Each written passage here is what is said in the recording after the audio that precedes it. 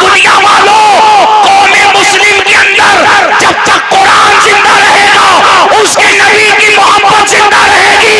ये कौम जिंदा दुनिया में हमेशा शादो आबाद नजर आती रहेगी। अगर दो इल्म जिंदा रहा, एक कुरान और दूसरा मुस्तफा की मोहब्बत, ये हमेशा याद रखना, इन दोनों बुनियादी चीजों को अपने कल्ब से कभी भी खत्म ना होने देना।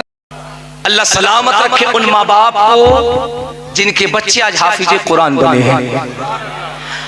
आपको जानते क्या लगता है?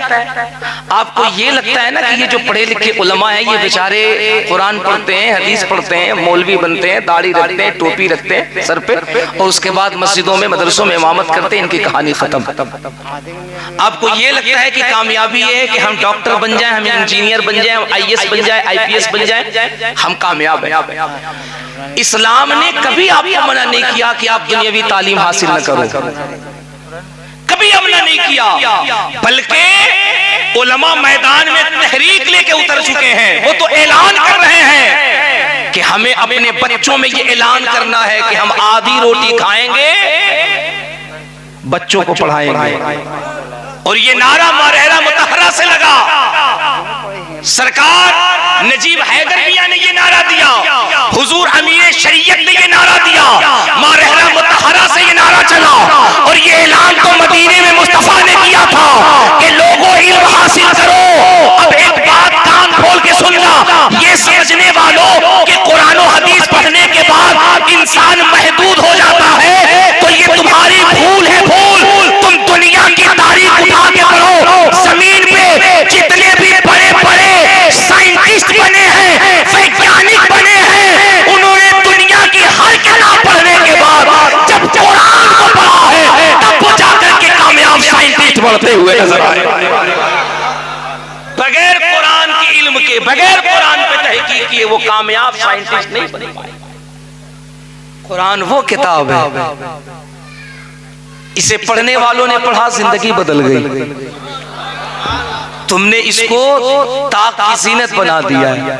हमारे यहाँ कुरान कब खोला जाता है? जब कसम खानी होती है। मियाँ बीवी में झगड़ा हुआ, खोलो कुरान खाओ कसम। पड़ोसी पड़ोसी में झगड़ा हुआ, खोलो कुरान खाओ कसम। अगर कोई मर जाए तो फिर लाओ कुरान खाओ कसम। अगर किसी का 40वां है, लाओ कुरान पढ़ो कुरान खानी। आओ मैं तुम्हें बताता हूँ कुरान से कितना फायदा होता है। जोर से जोर से जोर से सुनो, कुरान है क्या? इसे कलेजे से तो लगाओ।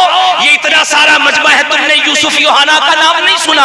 वो इतना बड़ा क्रिश्चियन और दुनिया का इतना बड़ा क्रिकेटर जिसके पल्ले से गेंद निकलता, दुनिया के क्रिकेट प्रेमियों की आंखें चुदिया जाती थी। जरा कभी उसकी हिस्ट्री तो पढ़, कभी उसकी तारीख तो पढ़, कभी इतिहास तो पढ़। योहाना कहता है yes I agree this knowledge about sense and had been something wrong. वो कहता है यार मेरे सीने में इतनी तकलीफ है, इतनी बेचैनी है कि सीने को सुकून नहीं है, दर्द में आराम नहीं है, दर्द में कमी नहीं है। मैं बड़ा परेशान हुआ। मैं दुनिया के बड़े बड़े साइंटिस्ट से मिला, बड़े बड़े नजरियाती लोगों से मिला। कभी हार्ट के डॉक्टर को दिखाता, कभी कैंसर के डॉक्टर को दिखाता। यार कोई तो बताओ सीने में तकलीफ क्या है, प्रॉब्लम क्या है? वो कहता पूरी दुनिया के बड़े बड़े साइंटिस्ट को मैंने दिखाया। लास्ट में उसे एक बहुत बड़ा साइंटिस्ट प्रोफेसर फिगासन मिलता है। उसने कहा योहाना तुम्हारे सीने में कोई प्रॉब्लम नहीं है, तुम्हारे सीने में कोई तकलीफ नहीं है, तुम बिल्कुल ठीक हो। उसने कहा फिर ये दर्द क्यों है, दर्द से इतनी प्रॉब्लम क्यों है, इतनी तकलीफ क्यों है? मुकद्दस उलमा स्टेज पे बैठे हैं, तवज्जो दे तुम सब सुनो।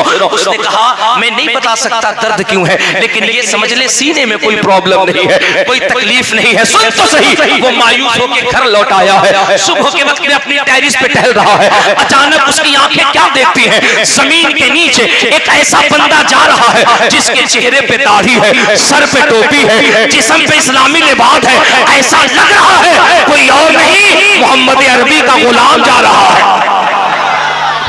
चलने की अदा बता जा रही है, मुस्तफा का दीवाना जा रहा है, मोहम्मद अरबी का गुलाम जा रहा है। वो करीब आता है, दौड़ के आता है और नीचे आके कहता है यार एक बात बता, मैं न जाने कितने दिनों से डॉक्टर को दिखा रहा हूँ, दर्द का इलाज करा रहा हूँ, लेकिन दर्द का इलाज नहीं होता है, प्रॉब्लम सॉल्व नहीं होती है। यार एक बात बता, तू मेरा दोस्त है, मेरे सीने में तकलीफ है, कुछ तो बता दे, कोई तो रास्ता निकाल दे, अगर कुछ कर सकता है तो कर दे, कोई दवा दे सकता है तो दे दे, अगर इस मसले का है तो बता दे। उसने कहा यार देख, मैं कोई डॉक्टर तो नहीं ना, मैं कोई तबीब तो नहीं ना, मैं कोई अदीब तो नहीं ना, मैं कोई हकीम तो नहीं ना, मैं तुझे कोई कुछ बता दूं, लेकिन हाँ इतना जरूर कर सकता हूँ। देख ये मेरे हाथ में एक किताब है, इस किताब को ले ले, घर चला जा, पहले नहा ले, गुस्ल कर ले, बाद उसके जब रात को सोने लगना, किताब को खोलना, दर्द वाली जगह पे रखना और जबान से एक जुमला कहना, अगर ये किताब सच्चा है, किताब जिस पे नाजिल हुई है वो सच्चा है, तो ऐ किताब नाजिल करने वाले मेरे सीने के दर्द को कम कर दे, मेरे सीने की तकलीफ को दूर कर दे। कहा क्या होगा? कहा देख चंद दिन करके तो देख, अब सुन तो सही, यूसुफ यूहाना कहता है मैंने वो किताब ले ली है, मैं उसे घर लेके आया हूँ, पाक साफ हो गया हूँ, रात जब सोता हूँ तो उस किताब को दर्द वाली जगह पे लगाता हूँ, सुबह जगता हूँ उस किताब को सीने पे लगाता हूँ। चंद दिन मैंने किताब क्या लगाए थे, कसम रब्बे काबा की, ऐसा लगता था ये सीना सीना नहीं मुस्तफा का मदीना बन गया है। मुसलमान नहीं है वो रोजा नहीं रखता है, नमाजें नहीं पढ़ता है, दाढ़ी नहीं है, टोपी नहीं है, कलमा नहीं पढ़ा, क्रिश्चियन क्रिश्चियन क्रिश्चियन सलीबी है। अब उसने कहा यार ये सीना सीना नहीं मुस्तफा का मदीना बन गया है। लोगों ने उससे पूछा how are many yes pass, I want to cooperate you because I am interested, बता तो सही ये किताब कौन सी है, ये किताब कौन सी है? कहा यार मैं नहीं जानता कौन सी किताब है, चल अपने दोस्त के पास चलते हैं। पहुंचा अपने मुस्लिम दोस्त के पास, कहा हाउ आर मैनी यस पास, बताओ तो सही ये कौन सी किताब है? उसने मुस्कुरा के कहा नाम मैं बताऊंगा, आवाजें तुम्हारी बुलंद हो। उस मुस्लिम दोस्त ने कहा था जानते हो ये कोई और किताब नहीं, ये वही किताब है जो किताब प्रोफेट ऑफ मोहम्मद मेरे आका मोहम्मद अरबी पे नाज़िल हुई थी, इसी को दुनिया कुरान कहती है।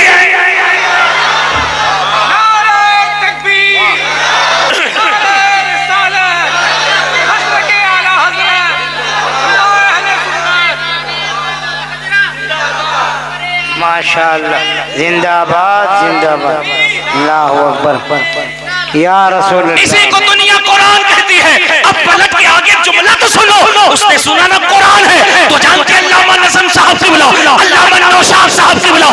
जो लोग ये नैरेटिव फैलाते हैं इस्लाम तलवार से फैलता है, बम से फैलता है, बारूद से फैलता है, मारकाट से फैलता है, मैं कहता हूँ कसम खुदा की पूरी जिम्मेदारी से जरा होश की दवा लो, दिमाग को शांत करो, दिल को सुकून करो और इत्मीनान से इस्लाम की हिस्ट्री पढ़ो, इस्लाम की तारीख पढ़ो, इस्लाम का पैगाम पढ़ो। हमारा इस्लाम बाबर ज़हीरुद्दीन से नहीं फैला है, हमारा इस्लाम ख्वाजा मोइनुद्दीन से फैला है। वाह माशाअल्लाह माशाअल्लाह, वाह वाह। इस्लाम बाबर ज़हीरुद्दीन से नहीं आया है, ख्वाजा मोइनुद्दीन से आया है। माशाअल्लाह। ख्वाजा पाक की तारीख जरा देख के बताओ, उन्होंने किसको तकलीफ दी हो, किसको अजियत दी हो, किसको रुलाया हो? वो तो इतने सब्र करने वाले थे, इतने पीसफुल्ली थे, इतने वंडरफुल थे, इतने कूल माइंड थे, इतने अच्छे थे कि पानी पर रोक लगा दी गई तो युद्ध का ऐलान नहीं किया। जोर से जोर से जोर से जोर से यार रहते गरीब नवाज के हिंदुस्तान में हो, जरा जोर से कह दो सुभान अल्लाह। उन्होंने युद्ध का ऐलान नहीं किया। जब खबर मिली ना सरकार बोलो, पानी पे पहरा लगा दिया गया, फौजी यू आर टोटली सरेंडर, आपको जाने नहीं दिया जाएगा, पानी कैसे पिएंगे? सरकार मोइनुद्दीन ने मुस्कुरा के कहा तुम्हें मालूम नहीं पानी पे हुकूमत अली के बेटों की होती है? जोर से जोर से तुम्हें मालूम नहीं पानी पे हुकूमत अली के बेटों की होती है? कहा सैयदी क्या? कहा लगा दिया, हाँ लगा दिया, नहीं आ सकता, नहीं आ सकता। एक बाल्टी नहीं, एक लोटा नहीं, एक गिलास नहीं, एक कप नहीं। कहा ठीक है कोई बात नहीं। अपने चेले को बुलाया, अपने शिष्य को बुलाया, अपने भक्त को बुलाया और बुला के कहो मेरे शिष्य पानी नहीं आ सकता, पानी पे रोक लग गए, काम कर तू चला जा। पहुंच के उसने क्या कहा था, ओ पानी तुझे ख्वाजा ने बुलाया है। जोर से जोर से जोर से जोर से। अना सागर देखने वालों, कितने लोग अजमेर गए? हाथ उठाओ, शर्माना मत, हाथ उठाओ, हाथ उठाओ, हाथ उठाओ। अल्लाह सलामत रखे, हाथ नीचे रखो, शर्माना मत। जो लोग नहीं गए हो हाथ उठाओ, दुआ करेंगे इंशाल्लाह इसी साल चले जाओगे। जो नहीं गए हो हाथ उठाओ। कब जाओगे? मरने के बाद। आखिर कब जाएंगे रे भाई? मरने के बाद जाओगे। घर की जरूरत पड़े, मकान की जरूरत पड़े, गल्ले की जरूरत पड़े, राशन की जरूरत पड़े तो दिल्ली में धरना प्रदर्शन देते हो। कभी दिल को मदीना बनाने की जरूरत पड़े तो अजमेर शरीफ चले जाया करो। जाके यही तो कहा था, पानी चल तुझे ख्वाजा ने बुलाया है। पानी आया कि नहीं आया? आया कि नहीं आया? यूसुफ यूहाना ने पलट के कहा था, दुनिया वालों जब मुझे मालूम चला ये पवित्र किताब कुरान है तो मुझे फिर ऐलान करने दो। लोगों ने कहा क्या ऐलान करोगे? तो उसने कहा इट के लिए this statement most high from to Mohammad सल्लल्लाहु अलैहि वसल्लम फ्रॉम गॉड अल्लाह। दुनिया को बताने दो जब कुरान में इतनी ताकत है तो साहिब कुरान में कितनी ताकत होगी। उसी नबी का कलमा पढ़ करके इस्लाम में दाखिल होके मुझे भी मुसलमान होने दिए। तब तो शायर कहता है कौले मोहम्मद कौले खुदा फरमान न बदला जाएगा। है कौले मोहम्मद कौले खुदा फरमान न बदला बदलेगा, बदलेगा ज़माना लाख मगर कुरान न बदला जाए। बदलेगा, बदलेगा ज़माना लाख मगर। एक बार मेरे साथ पूरा मजमा पढ़ लो ताकि फरिश्ते गवाह हो जाएं। आपको पढ़ना है कुरान न बदला जाएगा, बदलेगा ज़माना लाख मगर। सुभान अल्लाह, सुभान अल्लाह। यार ऐसा महसूस हो रहा है ये जलसा चुनार में नहीं, वादिये कालू शहीद में नहीं, तसव्वुरात में ये जलसा मुस्तफा के शहर गुंबद खिजरा में हो रहा है। सुभान अल्लाह, सुभान अल्लाह। एक बार तो पूरा मजमा और पढ़ो ना यार ताकि फरिश्ते गवाह हो जाए। बदलेगा ज़माना लाख मगर। और एक शेर पढ़ के मैं बताता हूँ, सुन के तुम बताना अगर शेर सच्चा हो तो। दिल्ली में मिनिस्टर तो हर रोज बदलते हैं, अजमेर में भारत का सुल्तान न बदला जाए।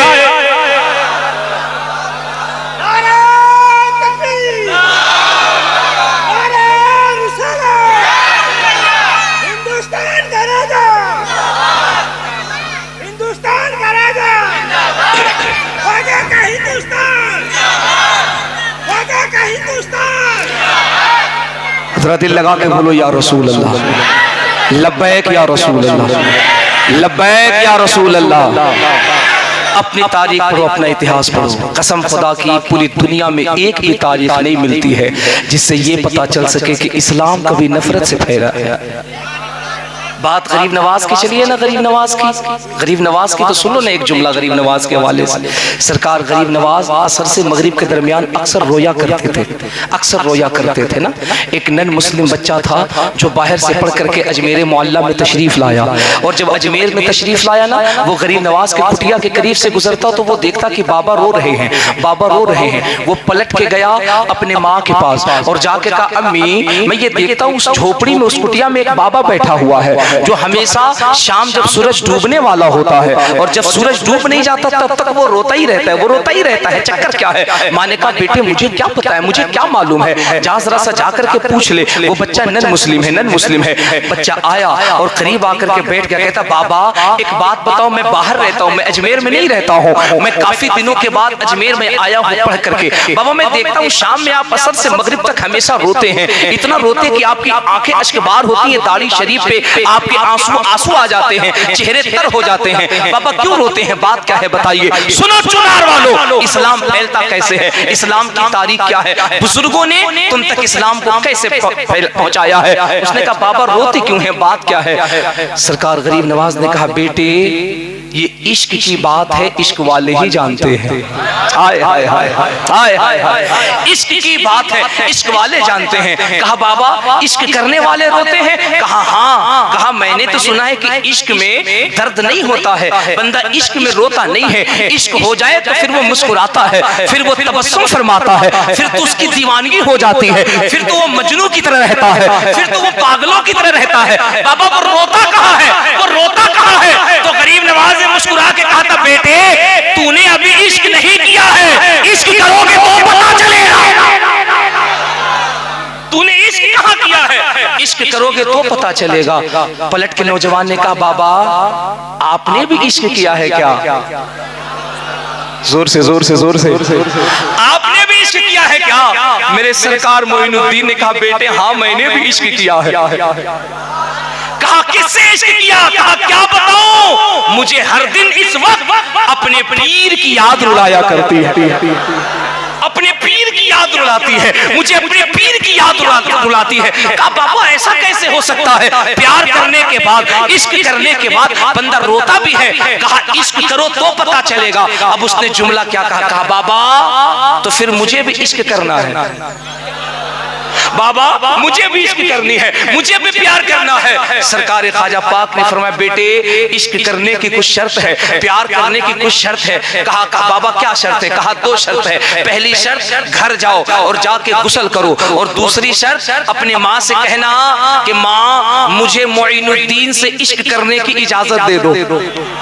जोर से जोर से जोर से जोर से माँ मुझे मोइनुद्दीन से इश्क करने की इजाजत दे दो। बेटे ने कहा, कौन सी बड़ी बात है। घर गया, गुस्ल किया है, गुस्ल करने के बाद माँ के करीब गया। कहा, माँ मैंने देखा वो जो झोपड़ी में बाबा है ना, उसने रोने का राज बता दिया है, मुझे राज पता चल गया। माँ ने कहा, तो बेटे क्या करना है? कहा, माँ मुझे भी इश्क करना है, मुझे भी इश्क करनी है। माँ ने कहा, तो कहा तुम्हारी इजाजत चाहिए। कहा, मेरी इजाजत है। वो गया, कहा, बाबा मैं माँ से इजाजत लेके आ गया हूँ, मैंने गुस्ल भी कर लिया है, अब बताओ कैसे रोना है। सरकार ख्वाजा पाक ने कहा, रोना है? कहा, जी। कहा, बैठ जा। बैठ गया। सरकार ख्वाजा पाक ने कहा, पढ़ मेरे मुस्तफा का कलमा, पढ़ मेरे आका का कलमा। कलमा पढ़ लिया, कलमा पढ़ के मुशर्रफ इस्लाम हो गया, मुसलमान हो गया। अब ख्वाजा पाक ने कहा, अब तू मेरी बारगाह में रह। उसने कहा, नहीं नहीं मुझे रोना है, मुझे रोना है, पता तो चले इश्क में रोना किसे कहते हैं। तवज्जो है ना प्यारे, तवज्जो है ना।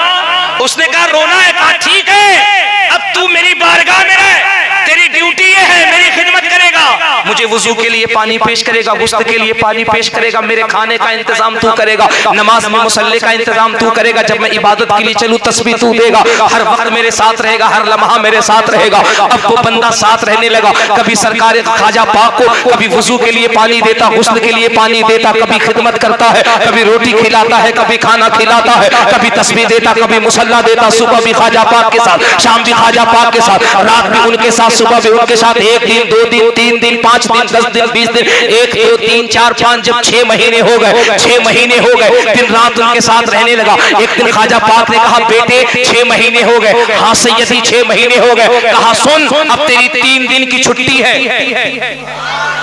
3 दिन की छुट्टी है, 3 दिन के लिए घर चला जा। कहा सैयदी क्यों? कहा 3 दिन के लिए अपने घर चला जा, लेकिन सुन 3 दिन से पहले न आना। कहा ठीक है कोई बात नहीं है। सुन तो सही प्यारे, सुन तो सही। हजरत कालू शहीद के आस्थाने के करीब बैठने वाले, सरकार कासिम शहीद के बस्ती में रहने वाले, चुनार में रहने वाले, अजमत कुरान में आने वाले, सुन सुन सुन इस्लाम क्या है, तारीख क्या है। 3 दिन के लिए घर गया है, अब 3 दिन के लिए घर खुशी खुशी गया है। सुबह का वक्त है, माँ नाश्ता लेके आई है। बेटे 5 रोटी खाया करता था, 5 रोटी खाता था। माँ ने रोटी पका के 5 रोटी दी है, बड़ी मुश्किल से 1 रोटी खा पाया है, खाना हटा दिया है। दोपहर का खाना माँ ने दिया है, जहाँ 2 प्लेट इस्तेमाल करता था हाफ प्लेट इस्तेमाल कर रहा है, खाना खा के निकल गया है। रात का वक्त है, माँ ने कहा बेटे रात में तू 4 रोटी खाता है। माँ ने जब खाना पेश किया है, मुश्किल से 1 रोटी खाया है, ऊपर छत पे जाके टहल रहा है। माँ सो गई है। रात 2 बजे के बाद माँ की जब आंखें खुली है, देखती छत पे कोई टहल रहा है, ऊपर चढ़ के गई है।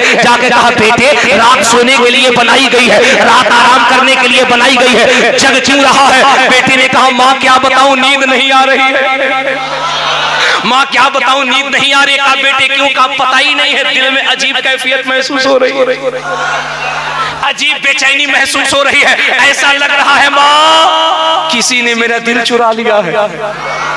माँ ऐसा लगता किसी ने मेरा दिल चुरा लिया है, मेरा दिल नहीं लगता माँ, मुझे नींद नहीं आती है। माँ ने कहा बेटे हो सकता है कोई प्रॉब्लम हो। 1 रात गुजरी है, जब दूसरा दिन आया है, जो 1 रोटी खाता था वो भी छोड़ दिया है, दोपहर में जो हाफ प्लेट खाया वो भी छोड़ दिया है। रात को जब माँ ने खाना पेश किया, कहा माँ मुझे भूख नहीं है, मुझे भूख नहीं है, मुझे प्यास भी नहीं है, मुझे नींद भी नहीं है, मुझे अजीब बेचैनी है। माँ तड़प के कहती है बेटे आखिर बात क्या है, इतना तड़प क्यों रहा है, इतना बेचैन क्यों हो गया है? तो बच्चे ने पलट के कहा माँ क्या बताओ, मुझे 2 दिन से अपने पीर की याद आ रही है,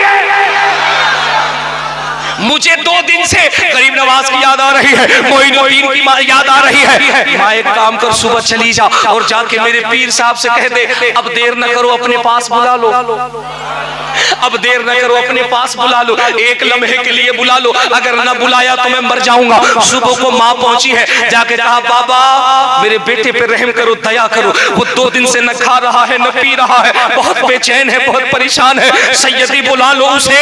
सरकार ख्वाजा पाक ने कहा अभी उसे कहते 24 घंटे बाकी है, अभी 24 घंटे के बाद आएगा। माँ ने जाके जब ये खबर सुनाई है, वो दरवाजे की देवड़ी पे बैठ के फूट के सारों कतार रोने लगा। सुबह तो किसी तरह काट ली, जब शाम का वक्त हुआ ना, बगैर इजाजत वहां से दौड़ा है, दरे करीब नमाज पे आया है, चौखट पे गिरा है और चौखट को चूम के कहता है बाबा मैं हाजिर हो गया हूँ, मैं हाजिर हो गया हूँ। उसने देखा सरकार गरीब नवाज की आंखों से अश्कों की बरसात है, ये भी रो रहा है, वो भी रो रहे हैं, ये भी रो रहा है, वो भी रो रहे हैं। बच्चे ने कहा सैयदी अब मुझे अपने आप से जुदा मत कीजिए। मेरे सरकार गरीब नवाज ने पलट के फरमाया सही बता 2 दिन से रोटी खाई है, सही बताना 2 दिन से रोटी खाया? कहा सैयदी 2 दिन से रोटी नहीं खाया। मेरे गरीब नवाज ने कहा बेटे 2 दिन से मैंने भी नहीं खाया है। कहा सैयदी 2 दिन से रोटी नहीं खाया। गरीब नवाज सरकार कहते बेटे 2 दिन से मैंने भी रोटी नहीं खाई है। कहा ये बता 2 दिन तुझे नींद आई? कहा सैयदी नींद नहीं आई। गरीब नवाज कहते बेटे 2 दिन से मैं भी नहीं सोया हूँ। वो आशिक कदमों पे गिरा। गरीब नवाज ने कहा बेटे पता चला इश्क में रोना किसे कहते हैं, कदम को चूम के कहता अब पता चल गया इश्क में रोना किसे कहते हैं। जब दिल में गरीब नवाज की मोहब्बत होती है तो कायनात में हर तरफ गरीब नवाज ही नजर आते हैं।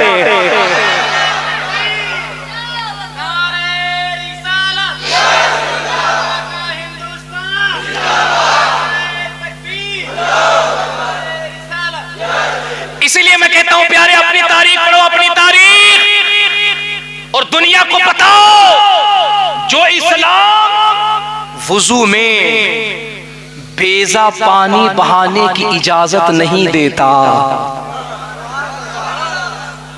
जो इस्लाम अभी जो ट्रेंड चल रहा है safe water, safe water, safe water, दुनिया वालों ये तुम्हारी जिम्मेदारी है। तुम बताओ पढ़े लिखे लोगों, ये सेफ वाटर का नारा 2017 में दिया गया है, लेकिन ये सेफ वाटर का नारा 2017 का नहीं, 1400 साल पहले मदीने शरीफ में मोहम्मद रसूलुल्लाह का नारा।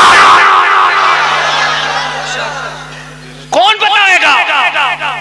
बेटी पढ़ाओ ये कोई चंद सालों का नारा नहीं है। मेरे आका ने पहले नारा नहीं दिया था, पहले प्रैक्टिकल किया था, पहले प्रैक्टिकल किया था। तारीख पढ़ोगे, इतिहास पढ़ोगे लिखोगे, तब ना अपने बिरादराने वतन को बताओगे, अपने पड़ोसियों को बताओगे। बेटी बचाओ का नारा उस दौर में दिया जा रहा है, हाय हाय हाय, जिस दौर के अंदर औरतों के अधिकार का हनन किया जा रहा था। आज तो इतना है ना कि अगर किसी बच्ची पे जुल्म हो तो हमारे पास कोर्ट है, लोअर कोर्ट है, हाई कोर्ट है, सुप्रीम कोर्ट है, हमारे पास हमारा कानून है, हमारा संविधान है, हमारे मुल्क का आईन है, दस्तूर है, हमारे पास हमारी पुलिस है, प्रशासन है, वो प्रोटोकॉल कर देते हैं, हिफाजत करते हैं, बच्चियों के हुकूक को खत्म नहीं होने देते हैं, उनकी हिफाजत करते हैं। अभी कम से कम इतनी तो फैसिलिटी है। सोचो वो दौर कैसा रहा होगा जहां बेवाओं के गले में ऊंट की ओझड़ी डाली जाती होगी।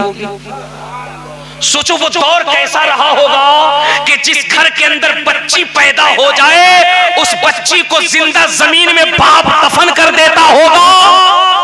सोचो वो दौर कैसा होगा कि अगर किसी का शौहर इंतकाल कर जाए तो शौहर की चिता पर पत्नी को जला के फूंक दिया जाता होगा। ये कैसा दौर था, ये कैसी इंसानियत थी, ये कैसी आदमियत थी जहां शौहर के साथ पत्नी को जला के फूंका जा रहा है, कानून सती प्रथा हो रहा है, जहां बेवा के गले में ऊंट की ओझड़ी डाली जा रही है।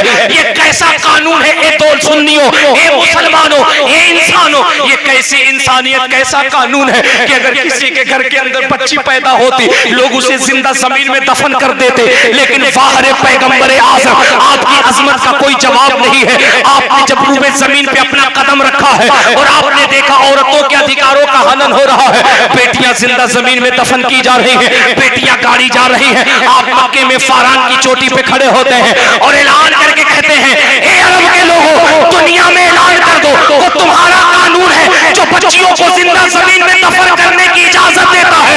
ये मोहम्मद का कानून कहता है बेटियां गाड़ी नहीं जाएंगी, बनके इस्लाम इन्हीं बेटियों की कदमों के नीचे खुदा की जन्नत बता रहा। तुम्हारा कानून कहता है कि बेटियां गाड़ी जाएंगी, मुस्तफा का कानून कहता है इन्हीं बेटियों की कदमों के नीचे माँ की जन्नत होगी। सुभान अल्लाह। इसलिए मैं कहता हूँ तारीख पढ़ो, कुरान पढ़ो, अपना दीन पढ़ो तो तुम्हें मालूम चलेगा। सुनो, मैं इस हवाले से तुम्हें एक और बड़ी प्यारी बात बताने लगा हूँ, सुन करके ईमान ताज़ा हो जाएगा। आपको पता है अमेरिका की फर्स्ट लेडी है, पढ़ी लिखी है, बड़े बड़े लीडर के दरमियान रहती है। ये 2017 में नाम इसका मेरी सेंट है। ये 2017 में बगदाद शरीफ तशरीफ ले गई थी। जोर से बोलो कहां? बगदाद शरीफ। कहां? जोर से बोलो कहां? बगदाद शरीफ दिल्ली में है। जोर से बोलो कहां है? दिल्ली में है, दिल्ली में है, इराक में है। गौस का दावा, काजा का दावा, गौस पाप को धक्का देके कहां ले गया? दिल्ली। यही हालत रहेगी तो क्या होगा रे भाई? इसलिए कहता हूँ पढ़ो। पिछले साल रमजान शरीफ में हमारे यहाँ एक फोन आया झारखंड से, और फोन करने वाले कहा रहे थे एक सवाल बताइए। मैंने कहा जी पूछिए। बोले हमारे यहाँ इमाम साहब थे, तनख्वाह उनकी 1500। हम समझ गए कितना ब्रांडेड इमाम होगा। 1500 का इमाम रखोगे, राजमिस्त्री होगा? नहीं, हजरत 1500 देते हम लोग इमाम। मैंने कहा तो बोले एक हाफिज साहब है। मैंने कहा तो बोले तरावी पढ़ा रहे थे। मैंने कहा तो बोले एक मसला बताइए। मैंने कहा तो बोले कि हाफिज साहब तरावी पढ़ा रहे थे और तरावी पढ़ाए तो उन्होंने कहा कि मुक्तदियो पहली रिकात में आयते सजदा है। बोले ठीक। बोले वो जब पढ़ने लगे तो पढ़ते पढ़ते आयते सजदा भूल गए, आगे चले गए। तो पीछे से इमाम साहब ने लुकमा दिया, सजदा है। अब उन्हें पता ही नहीं लुकमा कैसे देना, अल्लाहू अकबर कहना है कि जो आयत छूट गई है उसे बताना है, उन्हें पता ही नहीं। अब उन्होंने कहा, उन्होंने देखा हाफिज साहब तो भूल गए, आगे निकल गए। पीछे से उन्होंने जोर से कहा सजदा है, तो हाफिज साहब भी सुभान अल्लाह। अब लुकमा लिए तो करे तो ठीक है। अल्लाह इसीलिए कहते हैं हजरत अल्लामा नौशाद साहब, अल्लामा नज़म साहब किबला के कदमों में बैठो, सीखो, पढ़ो, जरूरी है। ये मदरसे क्यों कायम किए जाते हैं? इसलिए कि यहाँ सिर्फ तुम्हें खिलाया पिलाया जाए नहीं, ये मदरसे इसलिए कायम किए जाते हैं, जुमले पे तवज्जो देना, मदरसे इसलिए कायम किए जाते हैं कि इसमें ऐसे शेर पैदा किए जाए, ऐसे बहादुर पैदा किए जाए, ऐसे वफादार पैदा किए जाए कि जब मुस्तफा के शरीयत को बचाने की बात आए तो भी ये बाहर निकले, और जब भारत की अजमत बचाने की बात आए तो भी ये सरहदों पे बाहर निकलते हुए नजर आए। इसमें दीन के भी वफादार पढ़ाए जाते हैं और देश के भी वफादार पढ़ाए जाते हैं। एक किफायत अली काफी, एक अल्लामा किफायत अली काफी मदरसे का प्रोडक्ट था। मदरसों को हिकारत से देखने वालों, नफरत के चश्मे को हटा के मोहब्बत का गूगल लगाओ, मदरसों का इतिहास पढ़ो। अंग्रेजों को हटाने के लिए, भगाने के लिए मुरादाबाद के एक किफायत अली काफी ने इतना तबाह किया था कि अंग्रेजों को कहना पड़ा, जब एक मुसलमान की ताकत का ये आलम है तो 10 करोड़ मुसलमानों की ताकत का आलम क्या हो। मदरसे इसलिए बनाए जाते हैं, इसलिए चलाए जाते हैं, इसमें पढ़ो, पढ़ना जरूरी है। अपने बच्चों को डॉक्टर बनाओ, इंजीनियर बनाओ, आईएएस बनाओ, आईपीएस बनाओ, बीपीएससी, यूपीएससी सब पढ़ाओ, डॉक्टर बनाओ, सब बनाओ, लेकिन इस्लाम की तालीम मोस्ट जरूरी है। इस्लाम की तालीम नहीं होगी, बहुत नुकसान होगा, बहुत नुकसान होगा, बहुत नुकसान होगा। चंद दिनों की बात है, कॉलेज के अंदर एक टीचर ने, जब वो सेमिनार में स्पीच देने के लिए गया तो 300 बच्चे थे, उसमें से एक मुसलमान बच्चा भी था। वो जब खड़ा हुआ ना स्पीच देने के लिए, तो उसने प्रेजेंट टेंस, जैसे past tense, future tense, present tense, भूत, भविष्य, वर्तमान, माजी, हाल, मुस्तकबिल, संस्कृत में कहते हैं पारम पीदम जनम, जिसका सेंटेंस बनता है कृष्णोदारन यातमृतमृतम सातम सुद्धीमा संग्रम जप ला इलाहा इल्लल्लाह हरणे पापम ब्रह्म ब्रह्म जन्म वैकुंठ प्राप्त जपे नाम मुहम्मदम स्वाहा। वो प्रेजेंट टेंस पे गुफ्तगू कर रहा था, मौजूद पे। तो जानते हो आधे घंटे के लेक्चर के बाद क्या बोला?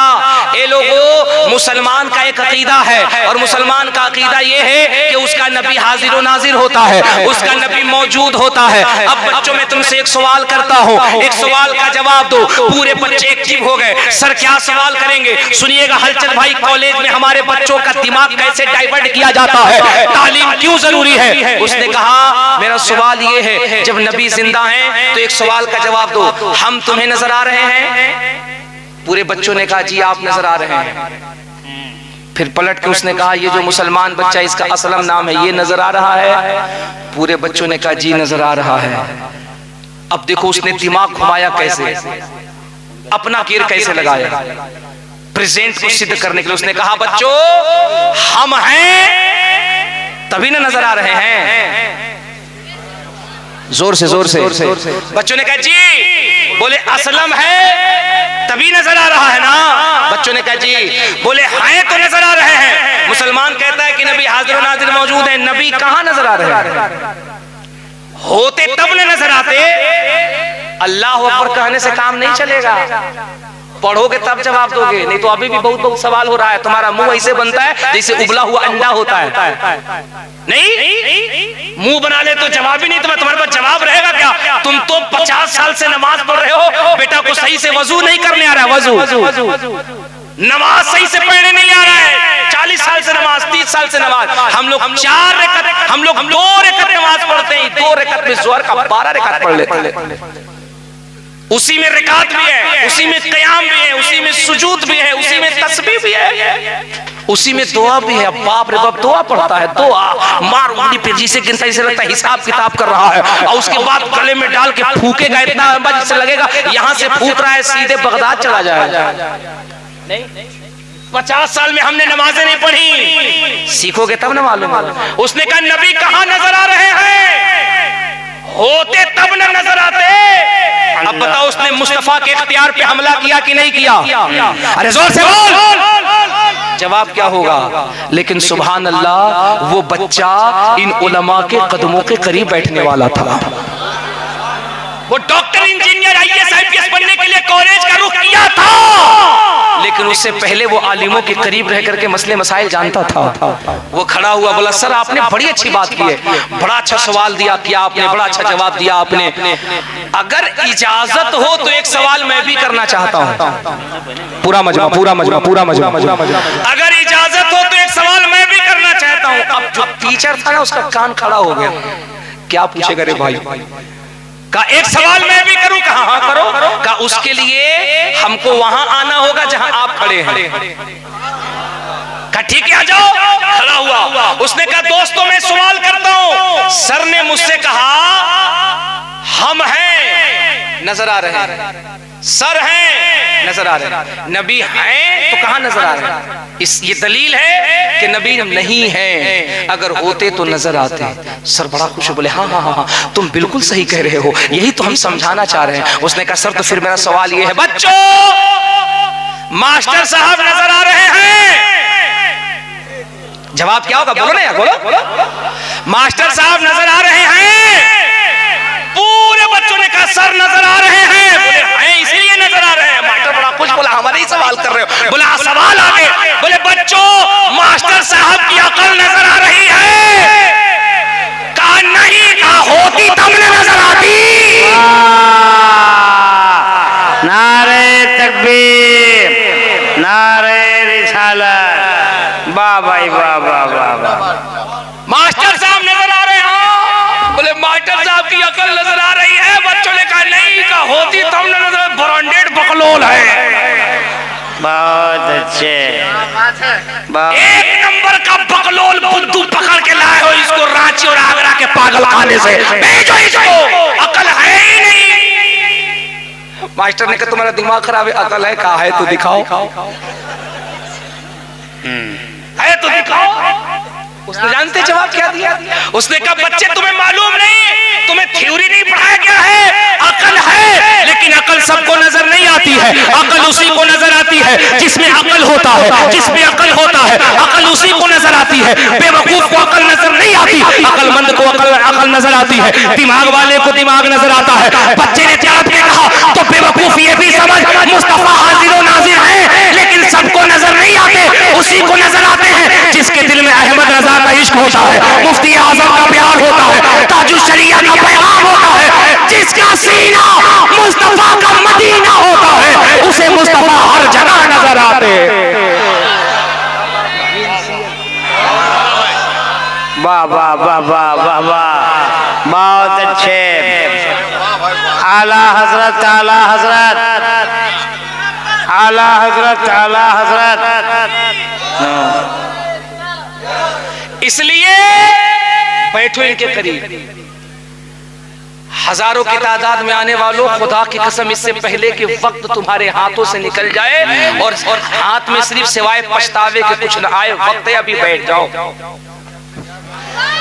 पढ़ लो अपनी तारीख, पढ़ लो अपना इतिहास, दुनिया को बताओ। मैरी सेंट है, 2017 में बगदाद शरीफ आई है, अमेरिका की फर्स्ट लेडी है। इतनी खूबसूरत अदाकारा, इतनी खूबसूरत उसकी आवाज है कि पूरी दुनिया उसके हुस्न पे, उसके आवाज पे उसके आवाज की, उसके हुस्न की दीवानी है। अमेरिका की फर्स्ट लेडी मैरी सेंट है, 2017 में सुनो बगदाद आई है। उसका एक प्रोग्राम है बगदाद के इलाके में। जब एयरपोर्ट पहुंची है ना, बड़े बड़े एम्बेसडर उसे प्रोटोकॉल दे रहे हैं। अब उसकी गाड़ी जो है ना वो चली है, उसके बीच में कार है, आगे पीछे कई सारी गाड़ियां हैं, उसे होटल लेके जाया जा रहा है। इत्तेफाक से उसकी कार जो है ना वो बगदाद शरीफ में उस मोहल्ले से गुजरी है जिस मोहल्ले को बाबू शेख कहते हैं, मोहल्ला बाबू शेख कहते हैं। उस मोहल्ले से जब कार गुजरी है और उसने कार के विंडो से जब उस प्यारे खूबसूरत गुंबद को देखा है तो अपने सेक्रेटरी पे को हाथ दे करके कहा, how are many Yashpal, I file to cooperate you because I am interested in the establishment of the peace of the town. यार बता तो सही ये किसका गुंबद है, बता तो सही ये किसका गुंबद है,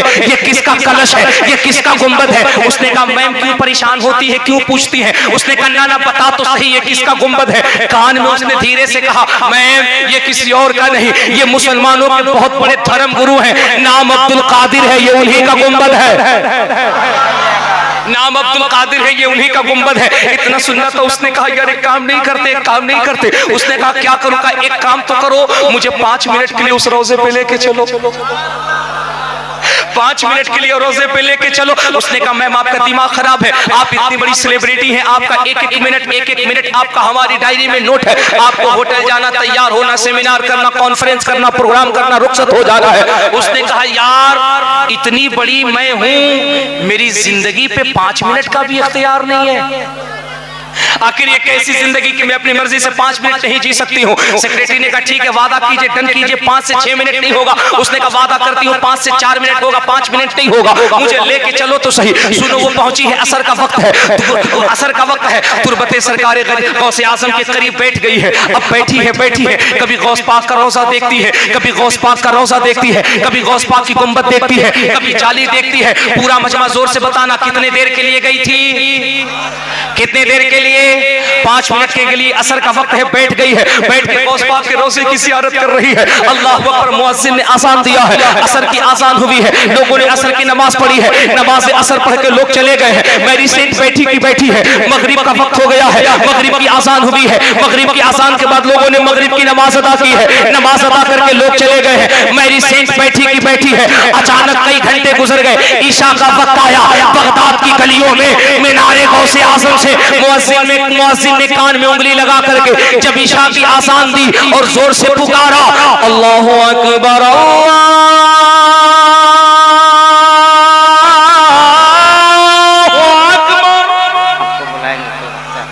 अल्लाहु अकबर,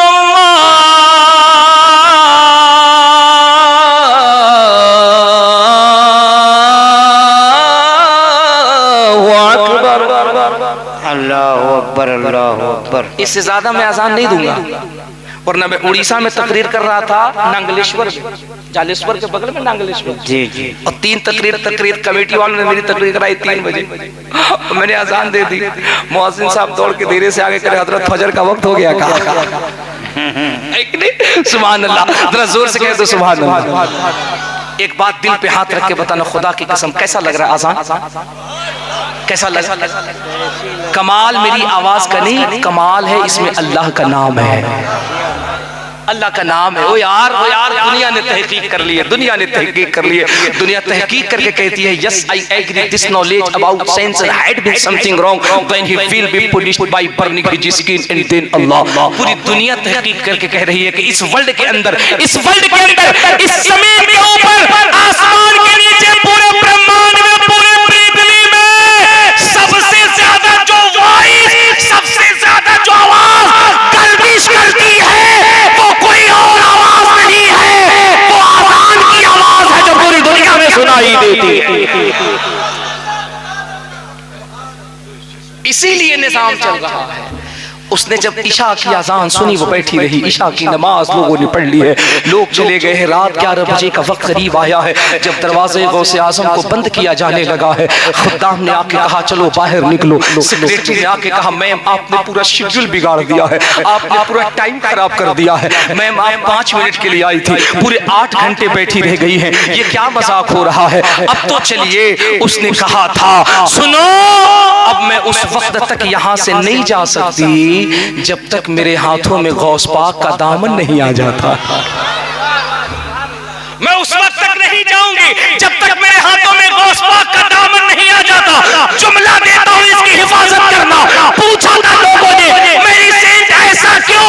कहा मालूम है जब मैं अमेरिका इलाका में रहती थी, बेचैन बेकरार परेशान होती, बहुत ज्यादा जब टेंशन में होती, दिमाग जब बहुत ज्यादा खराब होता तो मैं अपने टेंशन को दूर करने के लिए 50-50 अमेरिकी डॉलर के एक शराब का बोतल इस्तेमाल करती। जब मेरे वजूद में शराब का नशा होता, जब तक मुझ में शराब का नशा होता मैं तब तक सही रहती, लेकिन जब नशा उतरता न दौलत महफूज न इज्जत महफूज, मैं परेशान रहती। लेकिन कसम रब्बे काबा की, मैं जब से दरे गौसे आजम पे बैठी हूँ, मुझे अमेरिका के व्हाइट हाउस में उतना सुकून नहीं मिलता है जितना गौस पाक के आस्थाने पे महसूस हो रहा है।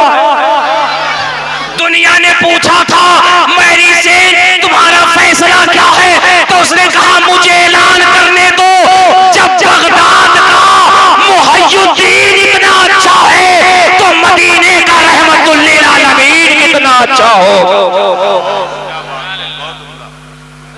जब उनके गदा भर देते हैं शाहान ज़माना की झोली,